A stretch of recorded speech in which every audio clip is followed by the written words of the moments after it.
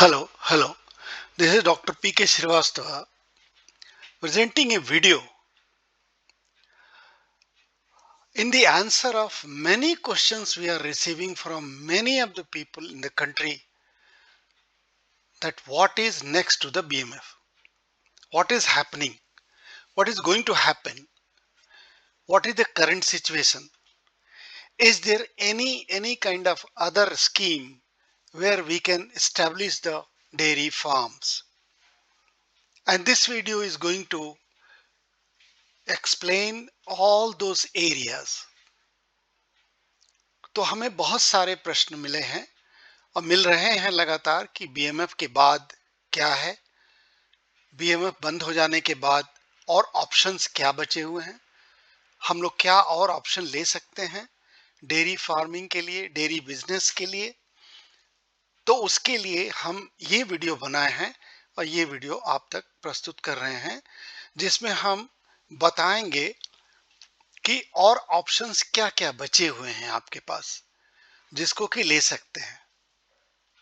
हालांकि एक फीलिंग चल रही है, एक अंडरस्टैंडिंग चल रही है कि शायद बीएमएफ को फिर से रिवाइव किया जाएगा या तो किसी अन्य नाम से, या हो सकता है बीएमएफ के ही नाम से कुछ अन्य परिवर्तन करने के बाद, क्योंकि मिनिस्ट्री चेंज हुई है और ये कयास लगाए जा रहे हैं। सूत्रों के मुताबिक ऐसा कुछ समझ में आ रहा है कि शायद कोई न कोई नया इस तरह का एक मेगा प्रोजेक्ट आएगा। तब तक हम ये देख लेते हैं कि हमारे हाथ में इस समय क्या है।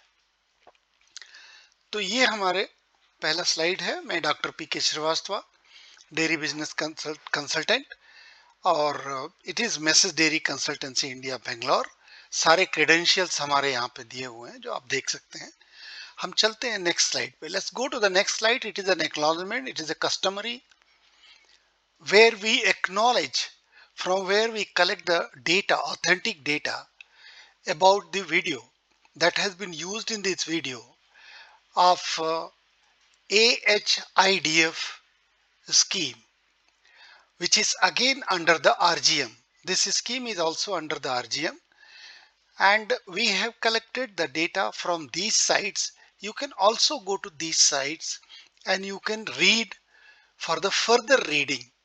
When you really want to know further details, you can go to these sites and you can take your knowledge updated.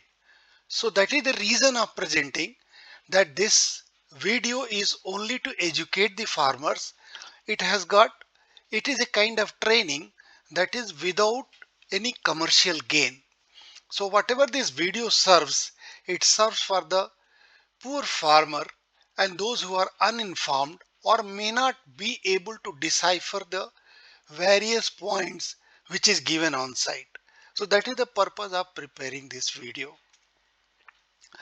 Let's go to the next slide. Next slide says that it is the BMF, the salient points. हम BMF के कुछ salient points की चर्चा कर रहे हैं। हम ये कहने जा रहे हैं कि जब BMF था तो उसमें क्या क्या था। What was the salient points in the BMF? It was a mega project. It is a large project. 200 adults means 300 total animals.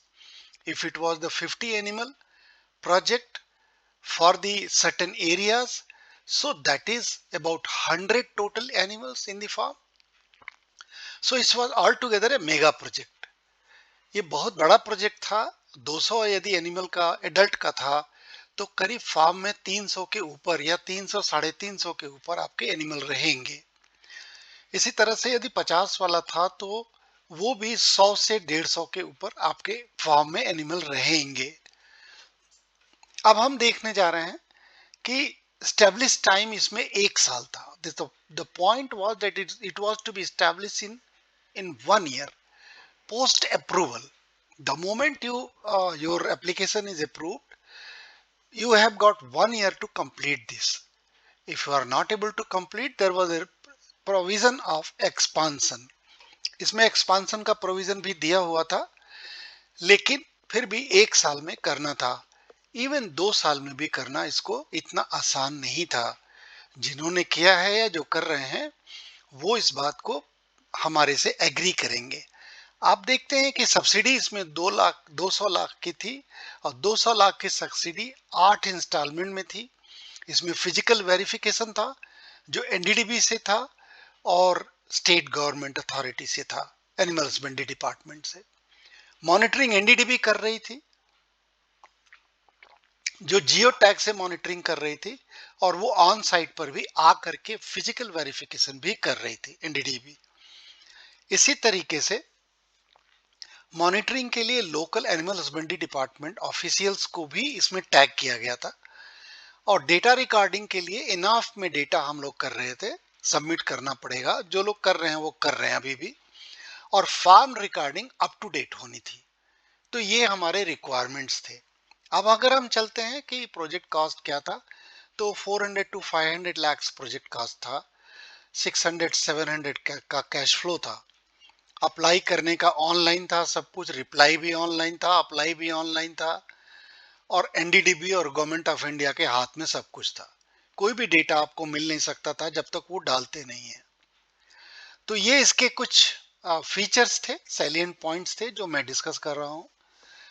तो इसको इंग्लिश में थोड़ा बता दें कि subsidy 200 lakhs was there, it was in 8 installments and there was a physical verification, and in 8 installment release of the subsidy there were 4 physical verifications by the NDDB officers and government of state governments of the animal husbandry departments. Monitoring was to be done by NDTB on the geotag on site, and data recording was to be maintained on the INAF. It is the portal of NDTP, and the farm recording was to be done perfectly. Project cost was 400 to 500 lakhs. Where was the subsidy? Only 200 lakhs, and the cash flow was going about 600 to 700 lakhs. So when you apply for upload, everything was upload online, reply online, everything was in the hand of Government of India and NDDB. Unless they decipher the data, you will not be knowing what is happening in the project. Means how many sanctioned, how many not sanctioned, how many are under queue. And finally a day came when there was a message on the site saying that target is completed and the scheme is closed. So now people started asking about that what is the next and what is happening in the ministry. Nobody will know what is happening in the ministry, but they have given certain number which people contacted, and they finally got to know that something is cooking. When it comes out, it's only the government knows, right? तो land इसमें 20 एकड़ land की जरूरत पड़ती थी, जो farm fodder holding के लिए था, और जो 5 एकड़ जमीन की जरूरत थी जो आपके नाम पे हो सकता था या लॉन्ग लीज के नाम पे हो सकता था, जो कि फार्म को सेटअप करने के लिए था। और नेटवर्थ की यहाँ व्यवस्था थी, आपको नेटवर्थ 2+ CR का देना था, करोड़ का, एंड नॉट ब्लैक लिस्टेड नहीं होना चाहिए, एज एक्सपीरियंस होना चाहिए, ट्रेनिंग वगैरह की बात करते थे। और यहाँ पे टेक्निकल डीपीआर बनाने की बात थी जो generally most of the cases में नहीं बना, और उसके लिए रिजेक्शन हुआ बहुत सारा। और technical support of as department बहुत जरूरी था, इसकी चर्चा नहीं थी, लेकिन ये जरूर था, एक तरह का एग्रीमेंट था कि लोकल वेटनेरियन जिससे आप चाहें उससे एक सपोर्ट लेने के लिए आप एग्रीमेंट करके देंगे, और ये सारी चीजें अवेलेबल थी इसमें। ओल्ड इंफ्रास्ट्रक्चर को यहाँ नहीं माना जा रहा था, आपके पास कितना भी बड़ा ओल्ड इंफ्रास्ट्रक्चर है उसको इनकॉर्पोरेट नहीं किया जाएगा, और नया जो बनाना होगा वो टेक्निकल स्पेसिफिकेशन पर बनाना होगा, उसके लिए आपको कंसल्टेंट से सपोर्ट लेना होगा। नो कमिटमेंट ऑन सेल, जो हीफर सेल की बात थी वो कमिटमेंट उस पे एनडीडीबी की तरफ से कोई सपोर्ट नहीं था। इंप्लीमेंटिंग एजेंसी साइलेंट थी इन चीजों पे, जो सेल ऑफ हीफर था एंड टेक्निकल सपोर्ट था, सीमेंट डोज पे, फीडिंग पे, ब्रीडिंग पे, द एनडीडीबी वाज साइलेंट। इसको इंग्लिश में बता दें कि the land 5 acre was required for the establishing the farm, and 20 acre was for the fodder farm to feed the animal. Net worth 2+ CR, not blacklisted person, animal husbandry experience was required. If it is not, go for the training. And the DPR should have been the technical and technical support by AS department. Most of the DPRs, most of the applications were rejected just because of the DPR, because DPR was not submitted technical DPR. It was submitted through some CA, and CAs could not arrive at the what the technicality was required. Hence the applications, many applications in the country was rejected or not approved. NDDB never rejected any application. Mostly they did not approve, they delayed it, and finally the scheme closed. Old infrastructure were not allowed to be incorporated. Only new technical specifications, new establishment was only on the new technical specification. You had to construct the farm. Sheds. No commitment on the sale. NDDB was silent on the sale of the heifer, sale of the milk product, sale of the any kind of other farm product. There was no commitment on the technical support, semen, feeding, breeding, anything. Even the animal selection, nothing, no support was there from NDDB side. It was silent. Might be there will be some support, there might have been, but it was not on the online. And the applicant did not know that what they are going to get the support on this. Excuse me. Let us go to the next slide. It is what we are talking about, the terms. These were the terms that you had to sell 90 to 100 heifers, and you have to only keep two breeds. It could be cattle buffalo, one breed of cattle, one breed of buffalo, or two breed of buffalo, or two breed of cattle, something like that. It was there. So there was a breed restriction. There was a number of sale was a term that you have to sell every year. And then there was a significant agreement of sign the agreement of NDDB with NDDB and Government of India. This was the second point. Many points were there, but we have taken the important points here. हमने यहाँ पर केवल जरूरी terms को ही लिया है, जो important था, जो मैटर कर रहा था, जिसके लिए कि सेल करना था 90 से 100 हीफर्स आपको रोज सेल हर साल सेल करना था. दो ही ब्रीड आप रख सकते थे. उसमें मैंने लिखा है कि एचएफ और जर्सी आप नहीं रख सकते थे. यदि एचएफ और जर्सी आप रखते हैं तो उनकी ब्रीडिंग करके आपको आईवीएफ से ही ब्रीडिंग करना था, जिसमें कि देसी काफ ही आप पैदा कर सकते थे. ये रेस्ट्रिक्शन था, ये टर्म था. एग्रीमेंट साइन करना पड़ता था आपको government of India versus NDDB से, और वो एग्रीमेंट जो है इतना स्ट्रांग है जिसको कि आप कभी भी इवेट नहीं कर सकते हैं. अब चलते हैं तो टेक्निकल डीपीआर की बात हम लोगों ने अभी करी है. आरओआई के लिए रिस्ट्रिक्शन था कि 10 से 40 के बीच में आरओआई होना चाहिए. आईआरआर और आरओआई दोनों 10 और 40 के बीच में होना चाहिए. सो ये रेस्ट्रिक्शंस कुछ थे, टर्म्स थे, जिनको कि बीएमएफ में रखा गया था.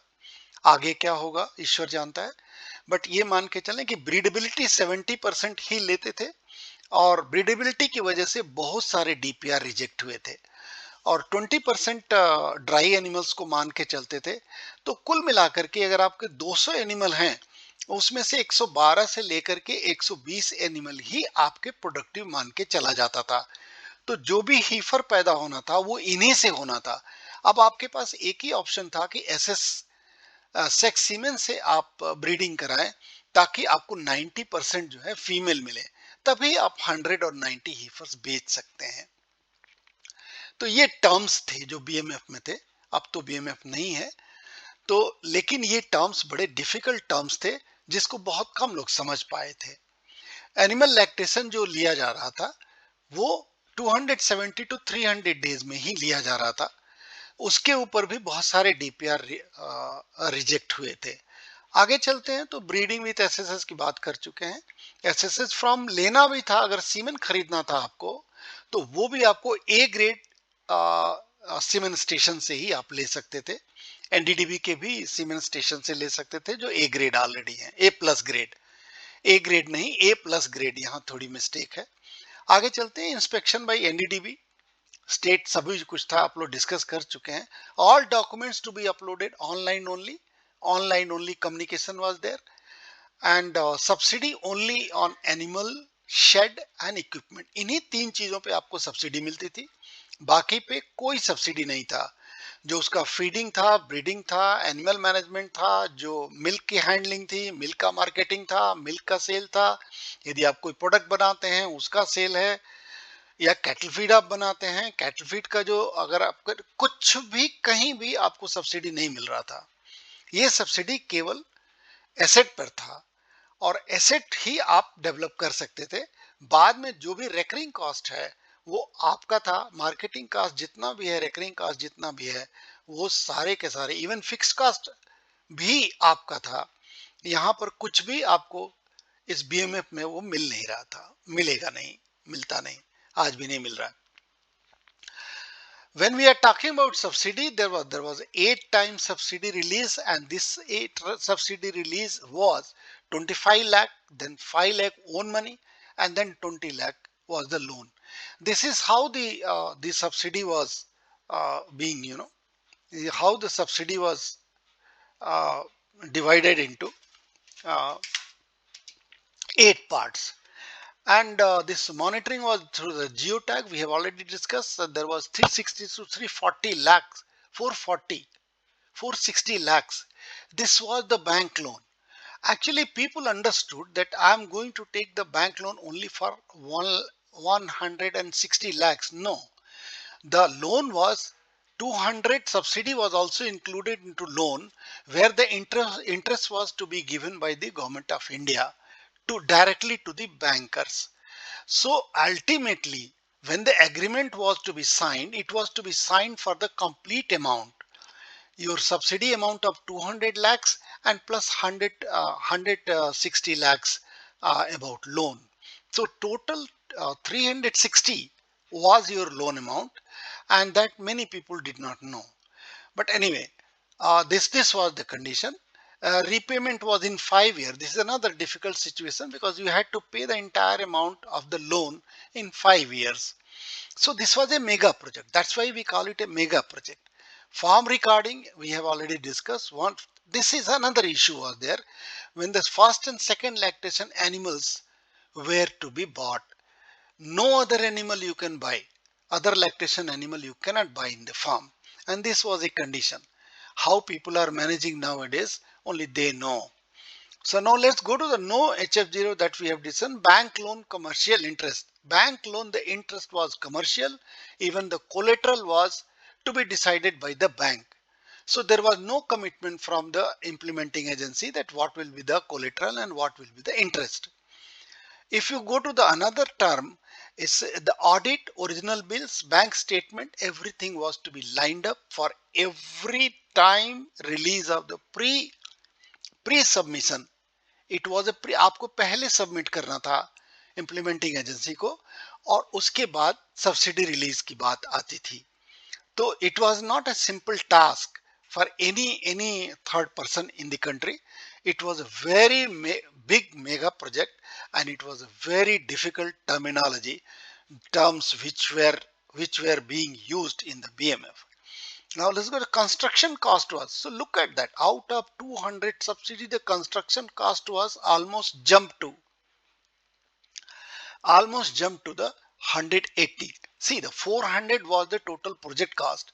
Out of that, 200 was the subsidy, and this 200 subsidy, 100 was for the animal, and balance almost uh, almost about 80% was given to the construction.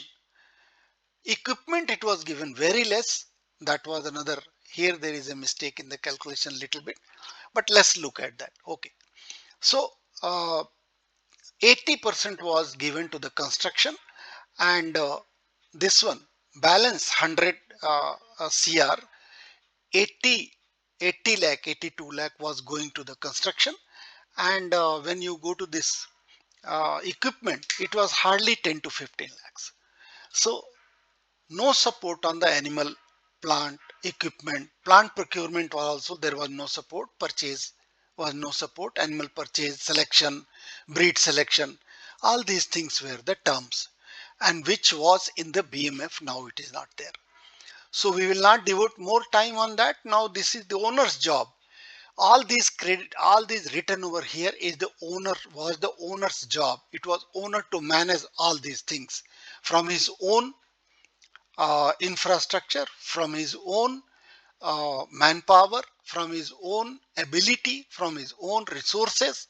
All these things were to be managed, that too within a year. So it was really a difficult project, but of course it was a mega project. So that is how it was. Let's go to the next one. Once we go to the what is the option, so options are there. This is also under RGM. This scheme is called animal husbandry infrastructure development fund. इस scheme को हम animal husbandry infrastructure development fund कहते हैं और ये भी RGM का ही हिस्सा है. आपको हम आगे स्लाइड में दिखाएंगे कि ये आरजीएम का हिस्सा आज से नहीं है, शुरू से रहा है. केवल ये था कि पहले इसमें कुछ रेस्ट्रिक्शंस थे, वो रेस्ट्रिक्शंस अब गवर्नमेंट ने हटा लिया है. यही आपकी जानकारी की इंपॉर्टेंट बात है कि animal husbandry infrastructure development fund के अंदर बहुत सारे रेस्ट्रिक्शंस हटा लिए गए हैं और कई स्कीम्स को मर्ज किया गया है. मैं इसकी चर्चा अभी करता हूं. आप देखेंगे तो ये एक 15,000 करोड़ का ये इनिशियली जो बना था और इसका जो आगे हम बताएंगे कि कब से शुरू हुआ था. तो लेकिन बाद में क्या हुआ, उसमें ये चीजें इंक्लूडेड थी. Dairy processing, meat processing, animal feed plant, breed improvement, ये सारी चीजें इसी में ब्रीड मल्टीप्लिकेशन फार्म जो था वो इसी का हिस्सा था. आप देखें कि animal husbandry infrastructure development fund के अंदर बीएमएफ था, जो इतना बड़ा मेगा प्रोजेक्ट था जिसके लिए पूरे देश में हंगामा मच गया था. अभी आप देखें कि अभी चेंज होकर के क्या हुआ.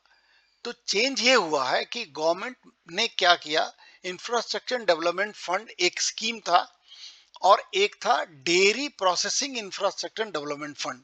इन दोनों को मर्ज करके इसका नाम, अभी ये पूरा का पूरा फंडिंग जितना भी बचा हुआ था या जो फर्दर क्रेडिट हुआ है, फर्दर बजटिंग हुई है, वो सारा मिला करके आज animal husbandry infrastructure development fund का जो आउटले है वो आउटले 29,110 करोड़ का है.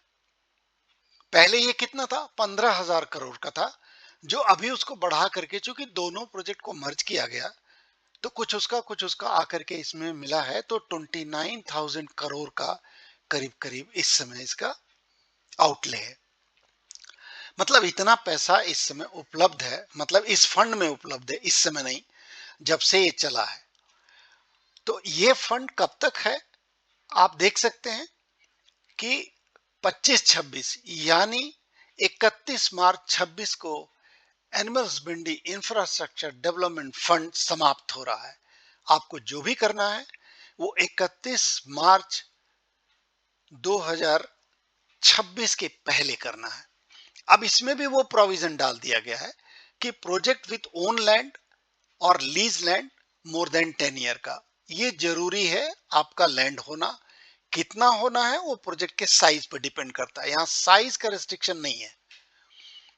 Here it is, this infrastructure development fund does not give any kind of restriction on the land size, and this is infrastructure development fund, so it is given only for the development of the infrastructure. Let's come to the next point. Observing proper mortgaging कहता है कि आप जो भी bank से आप loan लेते हैं उसका जो लेंडिंग एजेंसी है, लैंडिंग इंस्टीट्यूशन है, वो इंश्योर करेगा कि मॉर्गेजिंग प्रॉपर हुआ है. मतलब जो आप लैंड लेंगे आपका रहेगा, वो लैंड को मॉर्गेज करना पड़ेगा. यहाँ पर, वहां पे क्या था, आप एग्रीमेंट के तहत कर रहे थे, यहाँ पे बैंक उसको मॉर्गेज करेगा. हो सकता है कि बीएमएफ में भी जो 160 लाख का जो लोन था वो भी संभवतः आपको कोलेटरल लेगा और वो कोलेटरल में हो सकता है आपका लैंड ले ले या हो सकता है आपका कोई और कोलेटरल ले ले. तो ये बीएमएफ में क्लियर नहीं था, लेकिन यहां पर बहुत क्लियर है कि मॉर्गेजिंग आपको करनी पड़ेगी. मॉर्गेजिंग के सारे पावर जो है वो लेंडिंग एजेंसी को दिया हुआ है. जो फाइनेंशियल एजेंसी है जो लेंड कर रहा है उसी को ये दिया गया है. अभी इस बात पे देखते हैं क्या पोजीशन है। Department of animal husbandry and dairy will transfer the interest subvention to the lending institution. आपको नहीं मिलेगा, वहां भी आपको नहीं मिल रहा था, ये पैसा भी लेंडिंग इंस्टीट्यूशन को जाएगा, जो एलआई है या एलए है उसको जाएगा।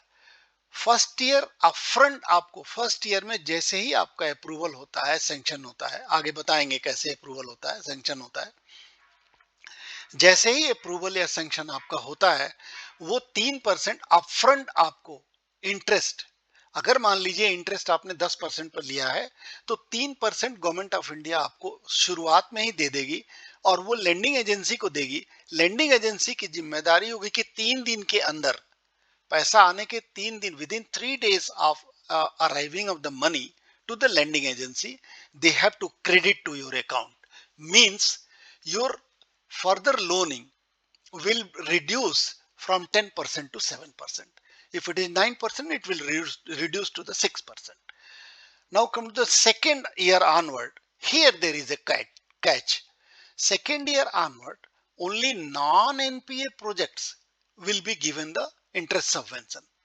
अब ये non-NPA क्या होता है?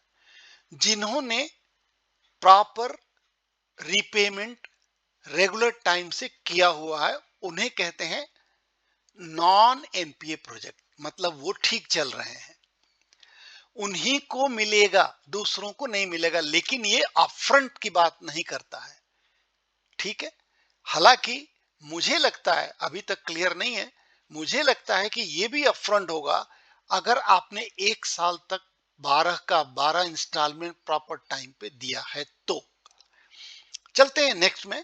क्रेडिट गारंटी की बात केवल इन्होंने किया हुआ है डेयरी कोऑपरेटिव सोसाइटी को और एमएसएमई के प्रोजेक्ट्स को। अब आगे इस पे चलते हैं और देखते हैं कि क्या है। So the credit guarantee is not allowed to the general projects, it is to the MSME project and it is a dairy cooperative societies. What all is covered under the animal husbandry infrastructure development fund? Look at that, what all we have written in detail, that what all you can do under infrastructure fund. And then there is a two section we have taken. We have not taken the other section. We have taken dairy and cattle feed. See, the cattle feed also, they have covered so much of the items. All these items you can apply for the loan. If you are going for ultra high treatment UHT, if you are going for flavored milk manufacturing, milk powder, if you are going for the bypass protein, mineral mixture plant, anything, enrich the silage making, etc. So for this you can take the loan. आप loan in चीजों के लिए ले सकते हैं जो यहाँ list किया गया है। ये डेयरी प्रोजेक्ट का है और ये कैटल फीड प्रोजेक्ट का है, और ये दोनों चीजों में ये एलिमेंट्स जो हैं वो इंक्लूडेड हैं। आगे डिटेल में आपको बताते हैं। अब इसके अंदर जब बात होती है कि दूसरा कौन सा हम लोग लिए हैं, एक तो हमने लिया डेयरी का, I have taken dairy projects, I have taken cattle feed project. The third project is about the veterinary vaccine, veterinary drugs, veterinary diagnostics. For that, they have given a restriction that it has to be the non-OIE compliance diseases, and we have given the detail what is OIE. We have given the detail for your information. Those diseases only you can go for the diagnostics, you can go for the drugs, you can go for the vaccine. आगे देखते हैं इसकी activities. The activities if you get, so these are the activities listed into the on the site, and these activities you can go for the loan. Let's go for the another slide. Now we are going to cover that what happened in 2024. The reason was that this scheme was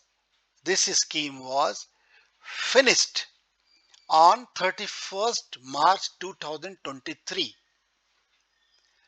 The government has extended this with due to this addendum, fifth addendum, on dated 26 March this, and that is how this scheme is now valid up to 2026. What? 31st March 2026. If I'm not wrong, it is 27, I believe. It is 26, correct. I'm right. Fine. So we are at the addendum. So addendum, what it did, what they change, they added dairy cooperative society, इसको add किया इन्होंने, बाकी चीजें पहले से थी। Term loan में क्या किया इन्होंने कि देखिए सैंक्शन डेट इसका जो है यहां से माना जाएगा। देखिए टर्म लोन सैंक्शन डेट और सनसेट डेट बता रहे हैं 33। क्यों 33 है? 26 से आप 4 साल आगे बढ़ा करके इसको सनसेट डेट बता रहे हैं, मतलब उस समय इसका क्लोजर हो रहा होगा, समझ रहे हैं? हालांकि फर्दर सैंक्शनिंग मार्च 2026 के बाद बंद हो जाएगा, तो लेकिन ये उसके जो अन्य कार्रवाई है वो चलती रहेगी, एस्टेब्लिशमेंट का है, उसके मॉनिटरिंग का है, वो चलता रहेगा। अगर देखते हैं इंटरेस्ट सबवेंशन में क्या चेंज किया गया, पहले 31 मार्च 23 तक जब ये स्कीम खत्म हो गई थी तो 21 मार्च 23 तक 2.5% ही इंटरेस्ट सबवेंशन मिलता था। Now it has been revised to 3% from 1st April 23।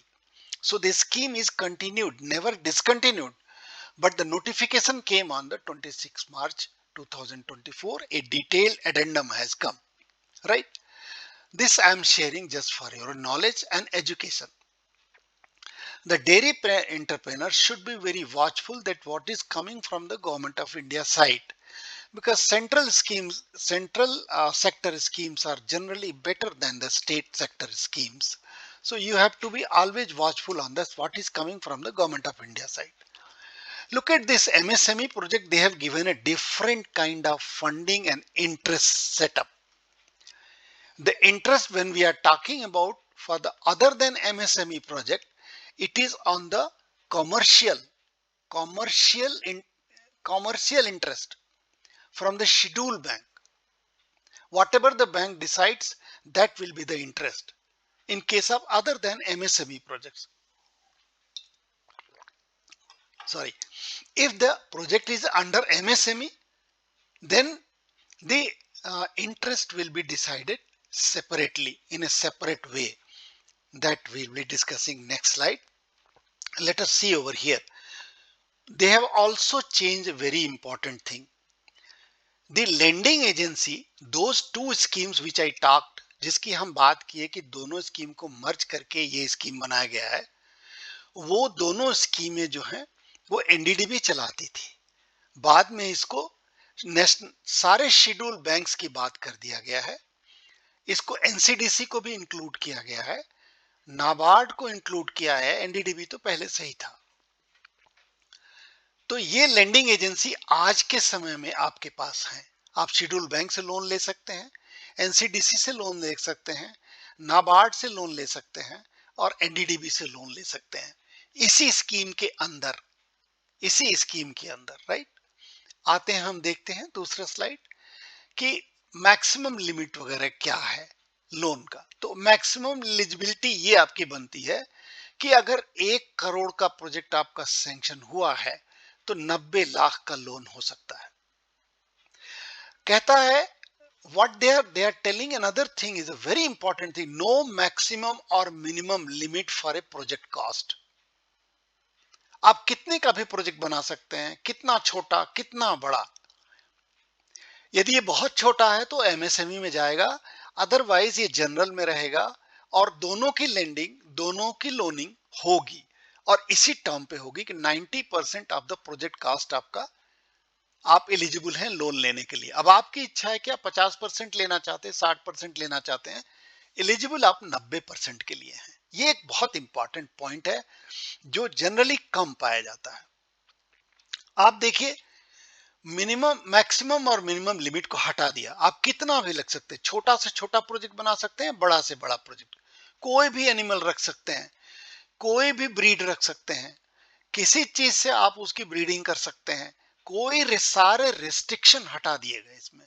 पहले भी नहीं था, लेकिन पहले केवल ये एनडीडीबी के थ्रू ही पास लोन को animal husbandry infrastructure development fund में जाता था, जो कि मोस्टली कोऑपरेटिव्स को जाता था, जैसी मेरी जानकारी है।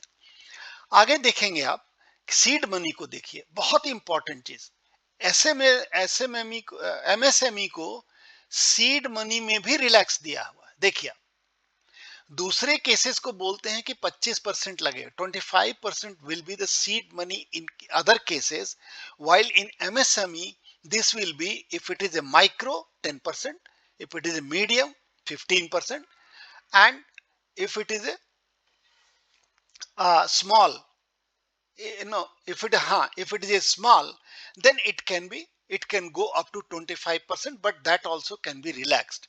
But in the other cases, which is not in MSME, they will have a seed money of generally 25%.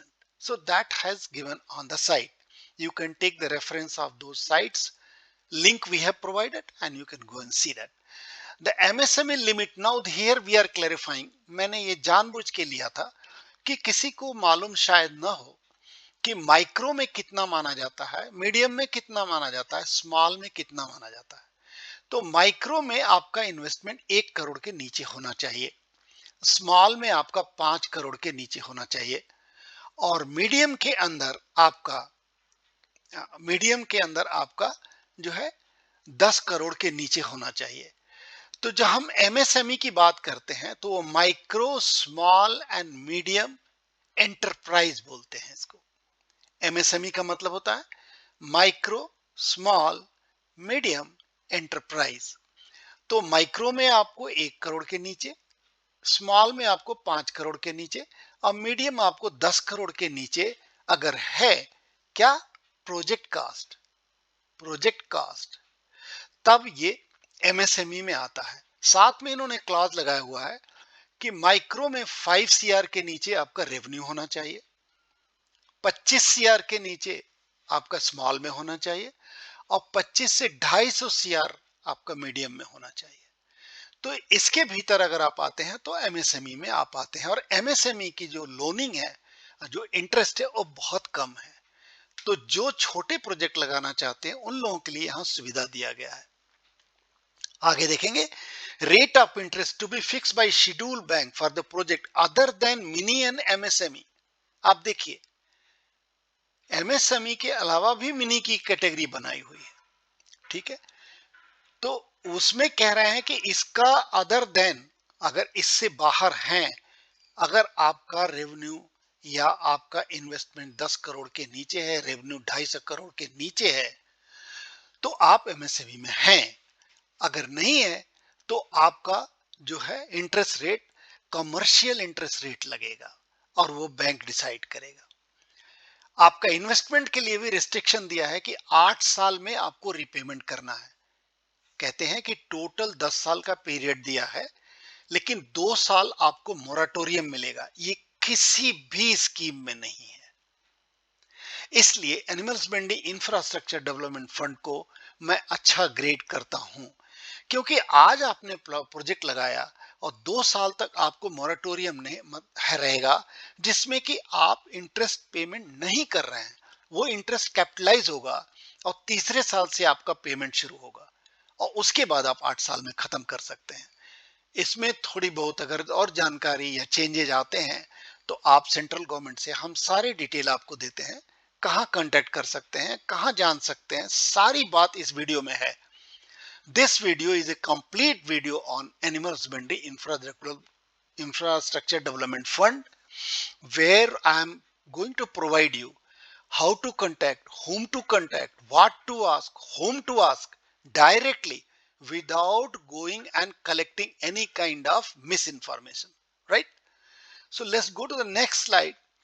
What is the term period? We have already discussed it is 10 years. It will not exceed to 10 years, where 2 years will be the moratorium period on repayment of principal. They are not talking of the repayment of interest.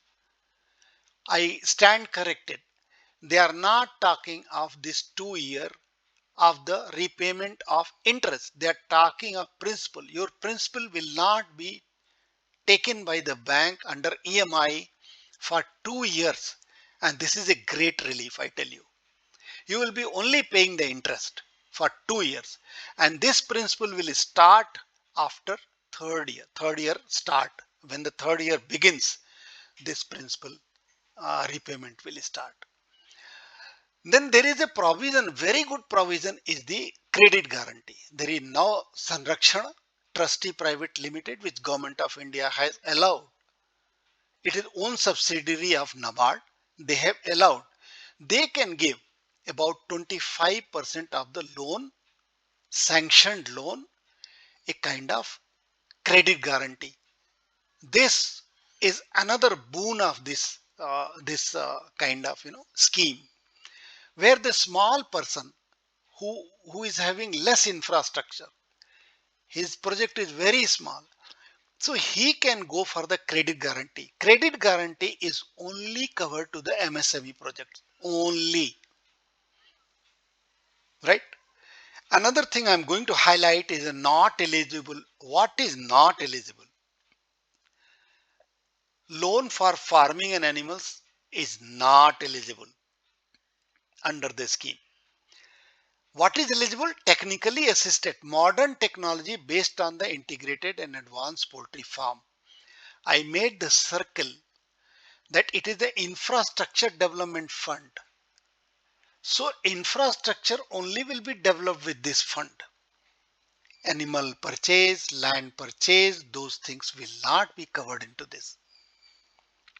Then once come the list of the bank, how do you know which bank to apply? So go to the site. This is the site, and you can be led to the final submission of the application. I'll give you another slides also. मैं और slide दिखाता हूँ जिसमें आपको बहुत सारी चीजें clear हो जाएंगी. कहाँ अप्लाई करना है, किस साइट पे जाना है, किससे बात करना है, everything is included in this video. आगे चलते हैं. हम इंटरेस्ट सबवेंशन की बात कर रहे थे 3% की. उसके रिकॉल का पावर भी गवर्नमेंट ऑफ इंडिया के पास है. डिपार्टमेंट ऑफ एनिमल्स हस्बेंड्री और डेयरिंग के पास रिकॉल का भी पावर. रिकॉल का मतलब हुआ आपसे वो रिकवर कर सकता है, और किन किन परिस्थितियों में कर सकता है. देखिए, आपको इंटरेस्ट तो कम मिला, कम इंटरेस्ट पर आपने लोन लिया, लेकिन इंटरेस्ट सबवेंशन जो आपको रिटर्न करना है वो 10% पर एनम पर रिटर्न करना है. तो एक तरह से पेनाल्टी लगाया ताकि आप इंटरेस्ट लेकर के उसको इधर उधर खर्च ना करें. सही माने में लगाएंगे तो आपको ये रिकॉल की जरूरत नहीं पड़ेगी. और ये रिकॉल भी देखिए किस तरह कर रहा है. With in 30 days after a notice is issued under the following circumstances. ये नोटिस दिया गया आपको 1, 2, 3, 4, ये इस कंडीशन में. ये क्या कंडीशन है? जैसे 7 साल के पहले ही आपने बंद कर दिया प्रोजेक्ट, जैसे आपने कमर्शियल प्रोडक्शन उसका बंद कर रखा है, नहीं हो रहा है, तो आपके लिए रिकॉल होगा. अगर आप इस फंड को किसी और चीज में यूटिलाइज कर लिए हैं तो उसके लिए रिकॉल होगा. It will be recalled if you are not using for the purpose you have taken the loan, right? Then beneficiary, either he has expired or resigned or he has abandoned, he has run out, even then he has to pay at the rate of 10% per annum, right? Within 30 days after the issue of the notice. So get ready. It is for doing, it is not for taking money and running out, right? Let's go to the how to apply. Very simple.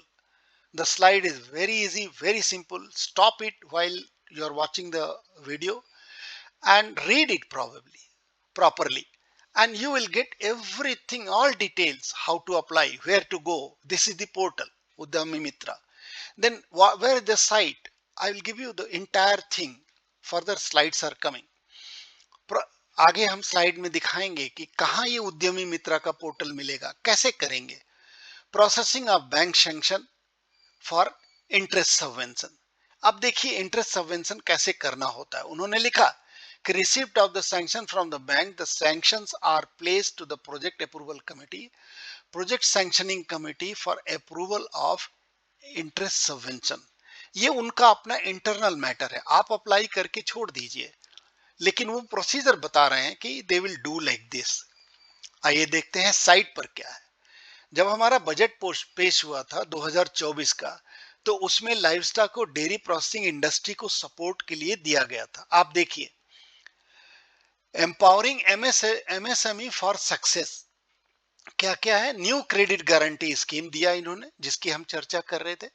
We were talking about easier access to the working capital. It was not included earlier. Now they have included the working capital also. And then they are talking of network of the, you know, uh,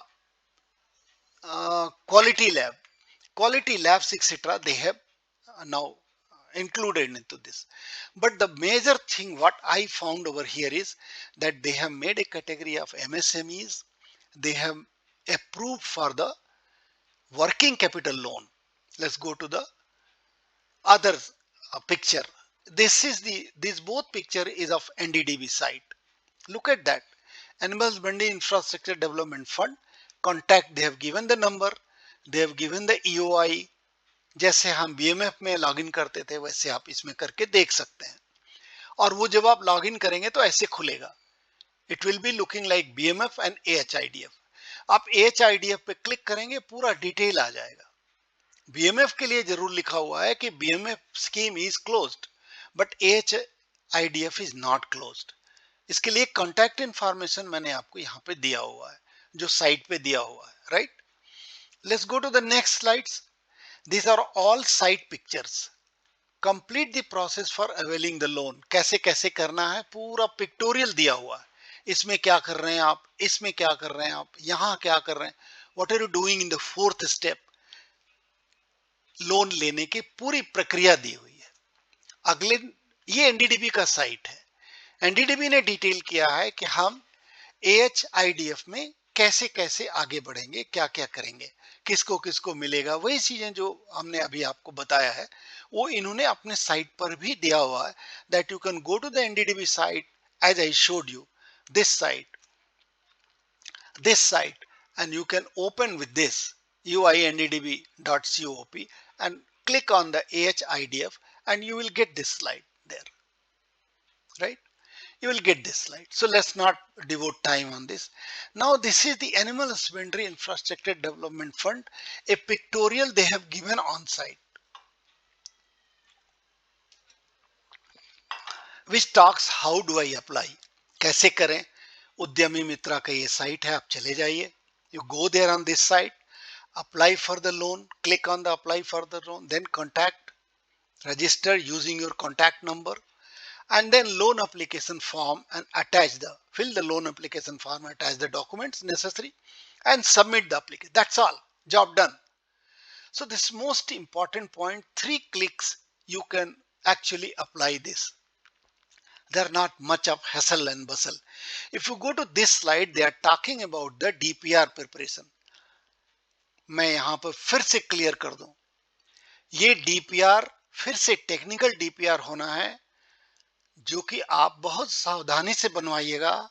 छोटा project हो या बड़ा project हो, अगर technical DPR नहीं बना है तो उसके अप्रूवल के चांसेस कम रहेंगे. तो कृपया मन में रख लीजिए, किसी अच्छे कंसल्टेंट से DPR बनवाइएगा, CA से मत बनवाइएगा.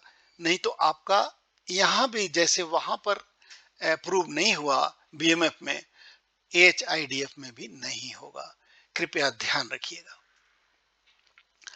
आगे देखते हैं, लास्ट स्लाइड है हमारा ये. यहां पर लिखते हैं कि एनिमल हस्बेंड्री इंफ्रास्ट्रक्चर फंड क्या है. कहते हैं कि ऑल शेड्यूल बैंक, पहले नहीं था, पहले सिडबी से था केवल. Now it is all schedule banks, all schedule banks across India. और इसकी पूरी लिस्ट के लिए मैंने आपको एक साइट दिया था, एक लिंक दिया था, ऊपर जाकर के हम दिखा सकते हैं आपको. वो लिंक के अंदर जब आप जाएंगे तो आप जैसे ही बैंक के साइट पे जाना चाहेंगे, ये वाला यहाँ पे हमने दिखाया था, जब आप जाते हैं तो इसमें बैंक की पूरी लिस्ट आएगी, स्टेट वाइज, डिस्ट्रिक्ट वाइज, आपको कहाँ लेना है वो पूरा बताएगा.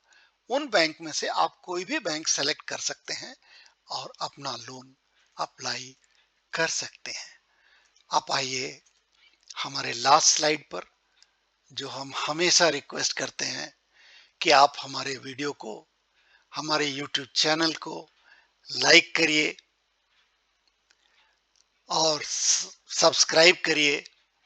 आप सब्सक्राइब करते हैं तो हमें खुशी होती है. ये वीडियो तुरंत आपके पास पहुंच जाता है, उसका इंटीमेशन आप तक पहुंचता है.